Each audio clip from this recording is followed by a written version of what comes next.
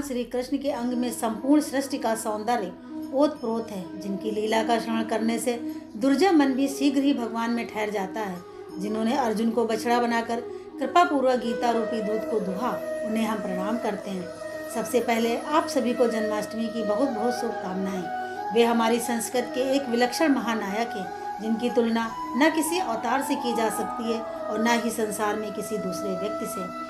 श्री कृष्ण के जीवन की प्रतीक लीला में एक ऐसा विरोधाभास है जो आसानी से समझ नहीं आता। वे अजन्मा होकर भी पृथ्वी पर जन्म लेते हैं, मृत्युंजय होकर भी मृत्यु का वर्ण करते हैं और सर्वशक्तिमान होने पर भी कारागार में जन्म लेते हैं। भगवान श्री कृष्ण कहते हैं कि जब जब इस पृथ्वी पर धर्म की हानि होती है, विनाश का कार्य होता है और अधर्म आगे बढ़ता है, तब तब मैं इस पृथ्वी पर आता हूँ और इस पृथ्वी पर अवतार लेता हूँ। आज आपदा की इस घड़ी में सचमुच हम सबको आपकी ज़रूरत है। आज हम सब जन्माष्टमी के अवसर पर कृष्ण में हो जाएं। भगवान कहते हैं कि तू करता वही है जो तू चाहता है, होता वही है जो मैं चाहता हूँ, तो तू वही कर जो मैं चाहता हूँ, फिर होगा वही जो तू चाहता है। जो है माखन चोर, जो है मुरली वाला, वही है हम सबके दुख को हरने वाला।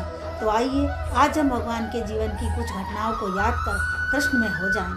कहा जाता है नकारात्मक परिस्थितियाँ ही सकारात्मकता को जन्म देती हैं। श्री कृष्ण जिनका जन्म विषम परिस्थितियों में अज्ञान, भय, निराशा के घने काले बादलों के बीच कर्मठता, ज्ञान, उत्साह, चैतन्य की विद्युत धारा के रूप में दिव्य प्रकाश का उदय होना है। श्री कृष्ण का जन्म भाद्रपद मास के कृष्ण पक्ष की अष्टमी को और रोहिणी नक्षत्र में कारागार में हुआ।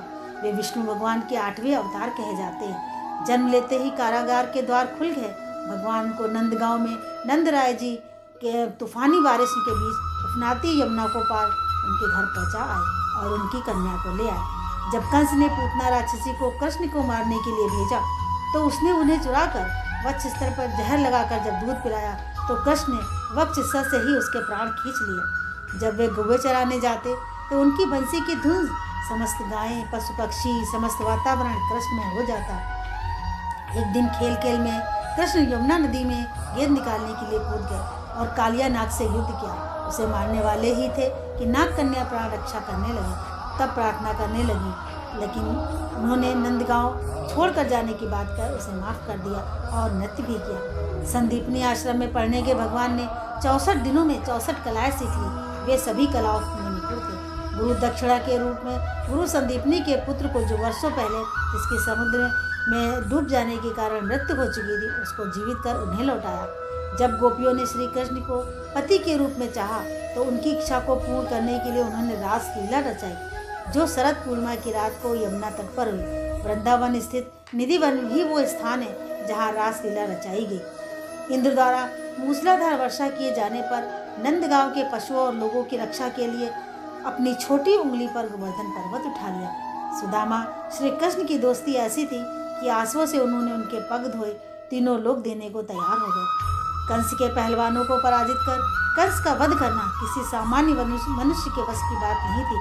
जैसे ही कंस का वध हुआ, चारों दिशाओं में जय जयकार होने लगे। चीरहरण के समय जब द्रौपदी ने सच्चे मन से उन्हें स्मरण किया, तो द्रौपदी की साड़ी इतनी लंबी होती चली गई कि दुशासन खींचते खींचते थक गया और बैठ गया।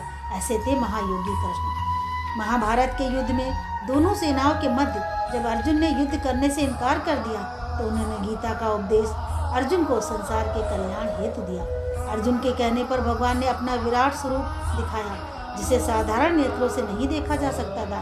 अर्जुन को दिव्य चक्षु प्रदान किया। अगर आकाश में एक साथ हजारों सूर्यों का उदय हो जाए, तो भी उन सबका प्रकाश मिलकर उस विराट परमात्मा के प्रकाश के समान नहीं हो सकता।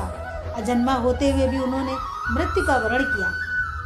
भगवत पुराण के अनुसार एक दिन श्री कृष्ण पीपल के पेड़ के नीचे विश्राम कर रहे थे। तभी जरा नामक बहेलिये ने हिरण समझकर दूर से उन पर तीर चलाया, जिससे उनकी मृत्यु हुई। कृष्ण का नाम ले और राधा का नाम न ले तो भक्ति अधूरी है। कृष्ण संग राधा भक्त की अलौकिक ऊर्जा सुख दुख, लाभ हानि, सकारात्मक नकारात्मक तत्वों का समन्वय कर जीवन को संतुलित करती है। जिसके हृदय में भक्ति का उजाला होता है, वो बड़ा भाग्यवान होता है। कृष्ण और राधा की संयुक्त शक्तियाँ ही भक्तों के जीवन में आने वाले दुखों का नाश कर जीवन को गतिमान बनाने की असीम ऊर्जा प्रदान करता है। हमें याद रखना चाहिए प्रभु के वचन कि खाली हाथ आए खाली हाथ वापस चले जाओगे। खाली हाथ आए खाली हाथ वापस चले जाओगे। आज तुम्हारा है, कल किसी और का था, परसों किसी और का होगा। तुम जिसे अपना समझकर मगन हो रहे हो, बस यही प्रसन्नता तुम्हारे दुखों का कारण है।